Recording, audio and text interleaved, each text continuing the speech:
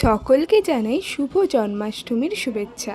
আজকে জন্মাষ্টমী, তো সেই উপলক্ষেই আমি সকাল সকাল চলে গিয়েছিলাম দিদির বাড়ি।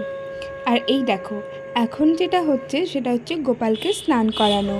তো আমিও কিন্তু গোপালকে স্নান করিয়েছিলাম, সেটা তোমরা পরে দেখতে পাবে। এখন দিদি স্নান করিয়ে নিচ্ছে। দিদি ছাড়াও ছোট বাবা, ছোট মা, এমনকি মাম্মামও গোপালকে স্নান করিয়েছিল। তো সেটাই তোমাদের সাথে আজকের ভিডিওতে শেয়ার করছি। স্নান করানোর পর গোপু ভাইকে কেমনভাবে সাজানো হয়েছিল সেটা দেখতে হলে পুরো ভিডিওটা কিন্তু শেষ পর্যন্ত দেখতে হবে। আর এই দেখো, এখানে আমিও স্নান করিয়ে নিলাম। আর দেখো তো আমাদের গোপু ভাইকে কেমন লাগছে। ও, এখনও তো পাগড়িটাই পরানো হয়নি, দাঁড়াও। এই যে এবার দেখো, গোপু ভাইকে সুন্দর করে সাজিয়ে তাকে সেবা দেওয়া হয়েছে। আর রাত্রিরে কি হবে সেটা পরের ভিডিওতে আসতে চলেছে, তার জন্য চ্যানেলটা সাবস্ক্রাইব করে দিও। আজকের মতো টাটা।